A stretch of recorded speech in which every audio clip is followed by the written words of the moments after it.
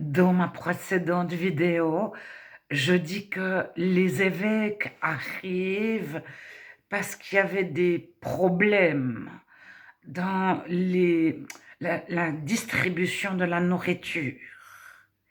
Et il y avait énormément de veuves, c'est-à-dire de femmes répudiées. Pour la plupart, leur mari était encore vivant, mais elles avaient été euh, elles dépendaient de leur père de certaines régions du monde à cette époque pour manger, ou de leur mari. Si elles n'avaient aucun homme pour les nourrir, alors les hommes répudiaient leurs femmes à tour de bras parce qu'elles avaient laissé brûler le rôti ou parce qu'ils en avaient trouvé une plus jolie. Selon les sources juives d'Iliel, Shama et leurs successeurs qui diront, mais vous vous appuyez sur Moïse, si vous trouvez une femme plus belle que la vôtre, répudiez-la. Donc, euh, il y a énormément de femmes à la rue et l'Église les nourrit, mais certains frères et sœurs ou certaines personnes de la famille de ces femmes les nourrissent. Et il y a tellement de femmes qu'à un moment donné, Paul dit, nous nourrissons que les veuves véritablement veuves. Et veuve, ça veut dire sans personne pour les nourrir. Ça ne veut pas dire son mari est décédé. En partant de Romains 16, on voit que personne n'a de titre à cette époque. Personne n'a un qualificatif. C'est Paul et dit, je vous recommande Phobé, notre sœur qui est diaconesse, donc qui est ministre ou qui est servante de l'église de Saint-Cré. C'est tout ce qu'il dit. Afin que vous la receviez au notre Seigneur d'une manière digne des saints et que vous l'assistiez de les choses où elle aurait besoin, car elle a donné aide à plusieurs et moi-même. Aide, c'est présidente. Mais qu'est-ce que ça veut dire? C'est un prostatis, une prostatis ou un prostaté. Alors, salut Prisca et Aquila. Tiens, prostaté et prostatis, il y a un féminin et un masculin. Donc, il n'y a pas d'absolu dans le grec, de définition grammaticale absolue. C'est comme en français, il y a des médecins, mais il y a des infirmiers et des infirmières. Salut Prisca et Aquilas, pour ceux qui ont écouté mes vidéos précédentes, ils savent de quoi je parle. Alors, salut Prisca et Aquilas, mes compagnons d'œuvre en Jésus-Christ. Compagnons d'œuvre, c'est son ergos, c'est travailleurs sur le même plan que moi. Et Paul appelle toutes les personnes qu'il connaît travailleurs sur le même plan que moi. Alors, qu'est-ce qu'ils ont comme titre? Ils ont exposé leur tête pour sauver ma vie. Ce n'est pas moi seul qui leur rend grâce, ce sont toutes les églises des païens. Saluez aussi l'église qui est de leur maison. Alors, ils ont sauvé des vies, ils ont accueilli des personnes dans leur maison. L'église de maison, ça n'existe pas non plus. C'est les personnes, les chrétiens, ce sont l'église. Les chrétiens qui habitent dans leur maison, les chrétiens que vous avez recueillis, car ils voyageaient, car ils étaient en danger de mort parce que persécutés, ou parce qu'ils étaient à la rue. Ils n'avaient pas à manger, pas de quoi se vêtir. Ça vous dit quelque chose? La parabole de Matthieu 25, la parabole de Jésus. D'un côté, Il y a ceux qui ont donné à manger, un vêtement, qui ont visité les malades et les prisonniers. Visiter, c'est épiscopos, c'est l'évêque, le visiteur. Et ils ont pourvu aux besoins du malade et du prisonnier, parce que le malade ne pouvait pas aller récolter sa récolte de son champ ou au marché, s'acheter des vivres. Il ne pouvait pas gagner sa vie. Et le prisonnier était nourri par l'extérieur. Les prisons ne nourrissaient pas les prisonniers, c'est les familles qui apportaient à manger aux prisonniers. Un prisonnier tout seul ne survivait pas. Alors, ils ont mis en pratique ce que Matthieu 25 dit, la parabole de Jésus, il y a une séparation, il y a ceux qui nourrissent les autres, puis ceux qui ne nourrissent pas les autres. Et c'est la séparation que fait Jésus. Donc, saluez Prisca et Aquilas, mes compagnons devant Jésus-Christ qui ont exposé leur tête pour sauver ma vie. Ce n'est pas moi seul qui leur rend grâce, ce sont encore toutes les églises des païens. Saluez aussi l'église qui est de leur maison. Saluez Épiphanète, mon bien-aimé, qui a été pour Christ les prémices de l'Asie. Alors lui, c'est le premier évangéliste de l'Asie. Il a été annoncé Jésus en Asie. Saluez Marie, donc ça n'a rien à voir avec la mère de Jésus, qui a pris beaucoup de peine pour vous. Marie est un nom extrêmement courant à cette époque. Joseph aussi, Jésus aussi. Saluez Andronicus et Junias, mes parents et mes compagnons de captivité qui jouissent d'une grande considération parmi les apôtres et qui même ont été en Christ avant moi. Donc pour Paul, ils étaient chrétiens avant lui. Saluez Ampliphas, mon bien-aimé dans le Seigneur. Saluez Urbain, notre compagnon d'œuvre en Christ. Et saluez Stachys, mon bien-aimé. Donc Urbain, c'est de nouveau un son ergos, un travailleur sur le même plan que nous. Le Stachys, c'est mon bien-aimé. Saluez Apelles qui est éprouvé en Christ. Saluez ceux de la maison d'Aristobule, etc. Alors, éprouvé en Christ, ça veut dire on a vu que c'est un réel chrétien. Alors, je vais parvenir sur Andronikos et Junias. Salut Perside, etc. Saluez-vous les uns les autres par un saint baiser. J'ai abrégé. Toutes les églises de Christ vous saluent. Je vous exhorte, frères. Donc, frère, ça veut dire vous qui êtes nés de la même matrice que nous.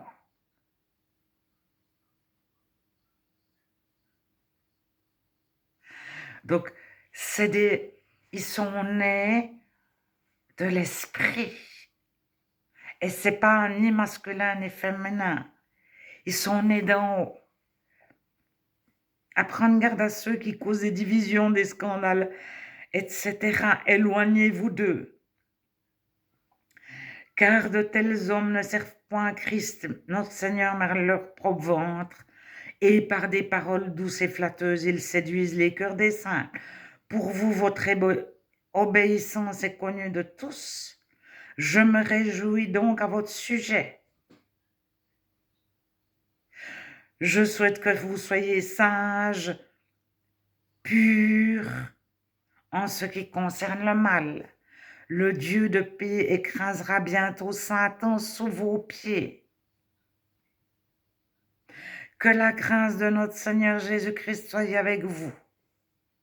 Timothée, mon compagnon d'œuvre. Il n'appelle pas Timothée évangéliste ou Timothée, il lui donne pas de titre. Il lui dit pas non plus que c'est son enfant. Il dit que c'est son ergos. Son, ça veut dire sur le même plan, sans hiérarchie. Et ergos, ça veut dire travailleur. Donc Timothée, mon compagnon d'œuvre, vous salue, ainsi que Lucius, Jason, Sosipater, etc., etc. Tertius qui a écrit cette lettre. Donc, moi, je pense qu'elle a été écrite en italien, c'est-à-dire avant le latin en italien. Mais l'italien était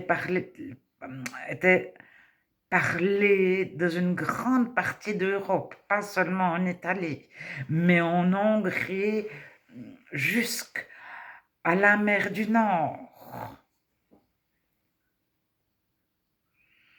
etc. Alors,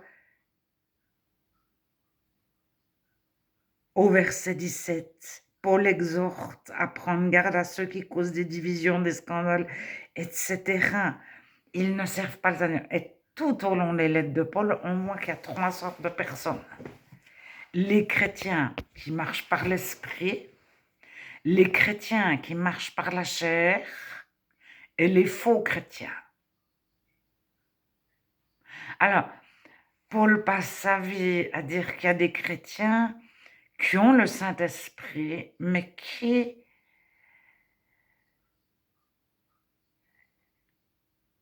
sont retournés dans le monde ou vivent un pied en tant que chrétien, un pied en tant que non-chrétien. Alors, ce n'est pas des faux chrétiens. Et il y a les faux chrétiens qui n'ont pas du tout le Saint-Esprit. Jude en parle quand il parle des écueils de les agapes, donc de les repas d'amour. Tout à la fin, il dit, ils n'ont pas l'esprit, ceux qui se font faux. Alors, c'est pour ça que Paul, là, il dit pas, il énumère pas des défauts et des qualités. C'est les paroles flatteuses. Ces faux chrétiens, il les appelle des séducteurs qui ont des paroles douces et flatteuses. Quand on vient vous dire bravo, c'est bien, on est d'accord avec vous, on vous aime, etc. Et puis vous êtes formidable, on vous met en avant. C'est ça que fait le séducteur. Alors, il peut le faire de façon grossière, bravo, t'as bien réussi, c'est bien, ou bien il peut le faire de façon subtile, et on ne se rend pas compte qu'il entretient notre orgueil. À la limite, il va dire du bien d'une personne qui nous ressemble, et c'est de façon indirecte. Alors, c'est pour ça qu'à un moment donné, ils donneront toujours plus de directives. Ils essayent de repérer les faux chrétiens, les chrétiens boiteux, etc. Et ils ne savent plus comment dire aux autres, ceux-là sont justes et ceux-là sont faux. Je cherche Tite et Timothée. Peut-être que je vais vous refaire une vidéo parce que je n'ai pas retrouvé, mais je pense que vous connaissez tout ce qu'il demande. Moi, là, j'en suis à Timothée. Alors,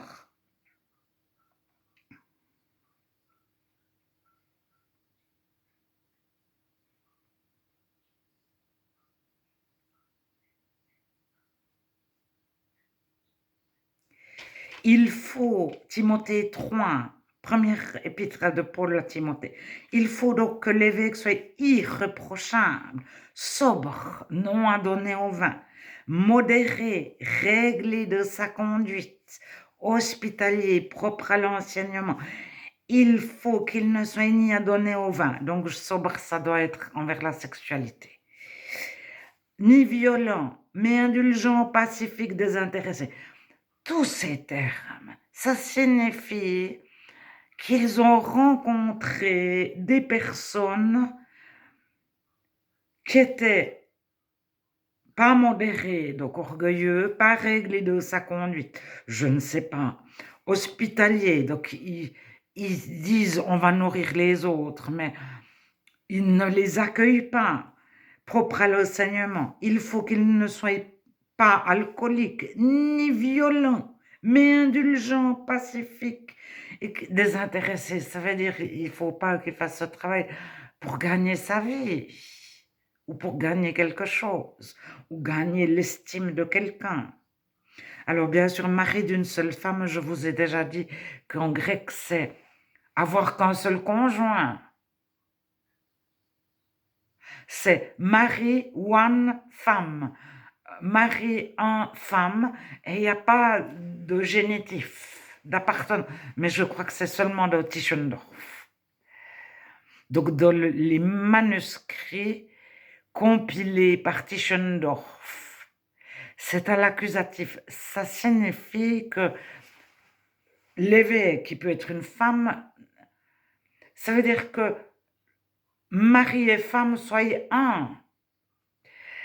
Mais mari, une femme ou femme, un mari. Et puis c'est homme, un, femme. Mais retrouvez les écrits de Tischendorf. Parce que c'est sur des phrases comme ça qu'on se dit, l'évêque ne peut être qu'un homme. Et je ne suis pas sûre qu'en grec, le mot évêque au verset 2, c'est plutôt si quelqu'un aspire à prendre une charge. Et si quelqu'un c'est aussi une personne, femme ou homme. Et soit d'Otite, soit d'Otimothée, il n'y a pas évêque. Mais si quelqu'un souhaite prendre une charge. Donc, une charge, ça veut dire prendre la charge de nourrir les pauvres. Si quelqu'un le fait, c'est formidable. Et puis, s'il n'y a personne, comment les pauvres seront nourris? Ils répondent à l'appel de Jésus. Et ils n'ont pas pour but de mettre en place des hiérarchies ou des fonctions. On reprend Romains. Je vous invite à lire et relire le dernier chapitre de l'Épître aux Romains.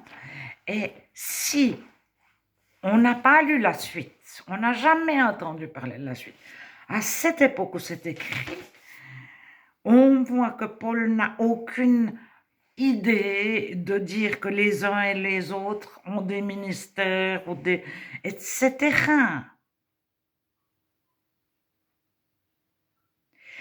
Alors, c'est tous des travailleurs. Et puis, toutes les qualitifs qu'il donne, elle a été une aide, elle a aidé, elle a servi. Ça ne représente rien. Ça ne représente pas encore des fonctions qui n'existent pas encore. Parce que si cette lettre avait été écrite 100 ans, 200, après Constantin, on va dire, après Constantin, après 1200, après Thomas d'Aquin, mais il y aurait écrit tel et tel était le premier, puis après le deuxième était celui-là, suivi du troisième, et puis il y aurait des titres. Il était sous celui-là, qui était sous celui-là. Alors, je ne sais pas les titres qu'on pouvait donner à ces époques. Mais il y aurait eu comme on fait actuellement un organigramme sur la hiérarchie de les entreprises avec des trucs très précis. Et puis, ce serait écrit Phobé, elle était, parce qu'elle est citée en premier. Alors là, il y a être cité en premier, ça signifie que c'est la personne la plus importante aux yeux de Paul dans la façon d'écrire en grec. Mais spontanément, ils ont exposé leur tête pour sauver ma vie. C'est les deuxièmes. Spontanément, lorsque quelqu'un a sauvé notre vie, on va parler de lui avant quelqu'un avec qui on a partagé un repas de notre vie ou qui nous a donné un œuf, je dirais, ou un petit déjeuner une fois ou l'autre.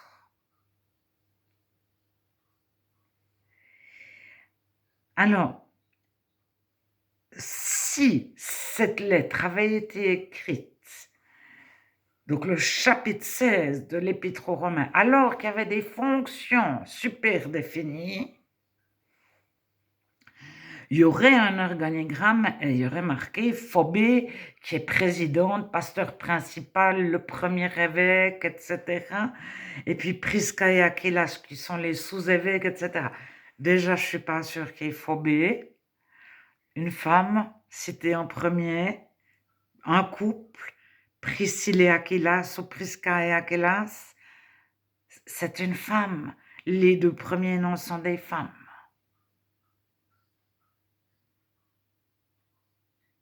Alors, dans la Bible, il faut aussi regarder ce qu'il n'y a pas écrit. Parce que pour appuyer les fonctions qui existent aujourd'hui, on arrive avec Junias, mais c'était une apôtre, non, c'était pas une apôtre, Junias, c'était une apôtre.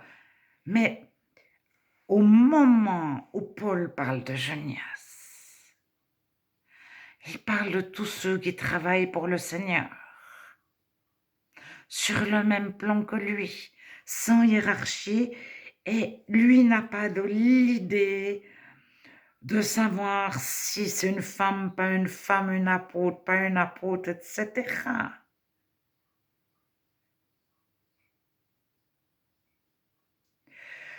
On pourrait dire Phobé qui aide ou qui est ministre de l'église de Chancray.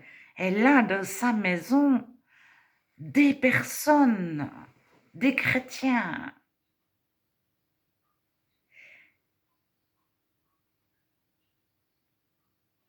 Alors, est-ce qu'il faut... On ne peut pas aujourd'hui dire oui, mais alors Phobé, ça prouve qu'il y avait des femmes pasteurs. Mais l'homme pasteur n'existe pas que Paul écrit ça. Donc on ne peut pas revendiquer Phobé, la femme pasteur, parce que je l'ai entendu.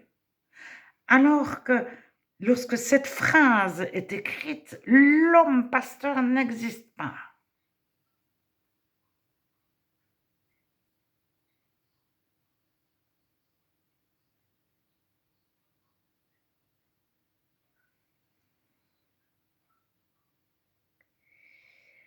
Et le but des chrétiens, c'est qu'il n'y ait pas de faux chrétiens, c'est que toutes les veuves aient à manger, c'est que les chrétiens en difficulté car persécutés soient recueillis. Ils ont sauvé ma vie. Et ils ont accueilli plus des personnes, ils leur ont donné à manger. Et ça, Jésus a donné un nom. Aimez comme je vous ai aimé. Et alors, il y a toute les protestants, je ne sais pas si c'est réel, mais on a dit que Luther ne souhaitait pas la lettre de Jacques, il remettait en question Jacques parce qu'il dit que le juste vivra par la foi et les œuvres. Mais ce n'est pas tout à fait ça. Il montre sa foi par ses œuvres. Et à un moment donné, les œuvres étaient devenues tellement, donc les œuvres de bienfaisance, les œuvres de charité, tellement un accablement, un poids, le seul critère pour dire cette personne est chrétienne. Alors, je ne sais pas si c'est réellement Luther qui a remis en question la lettre de Jacques, l'épître de Jacques, parce que tout ce qui était dit à cette époque a été attribué à Luther. Mais lorsque quelqu'un qui n'était pas Luther disait quelque chose, 50 ans plus tard, on disait Luther a dit. Et aujourd'hui, Luther a dit, mais voilà. Je suis pas sûre qu'il ait dit tout ce qu'on lui fait dire. Enfin, je suis certaine qu'on lui fait dire beaucoup de choses qu'il n'a pas dit. Alors, le souci, c'était de nourrir les uns les autres. C'était que les chrétiens qui ne marchaient pas par l'esprit ou qui marchaient un peu par l'esprit étaient des boulets de l'Église. Et les faux chrétiens,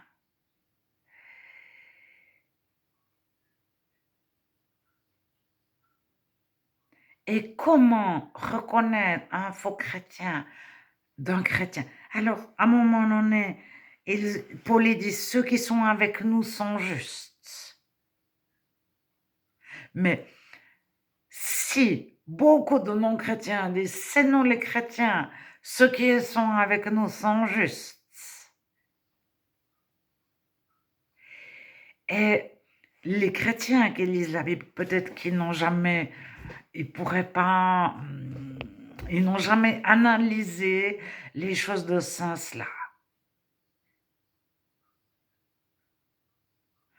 Mais ils sont poussés par le Saint-Esprit à marcher par le Saint-Esprit, à faire juste, à suivre Jésus, à écouter Dieu et à ne pas faire confiance aux êtres humains en fonction de leur titre, de leur fonction, de leur année d'expérience, mais à faire confiance à Dieu et à Dieu seul.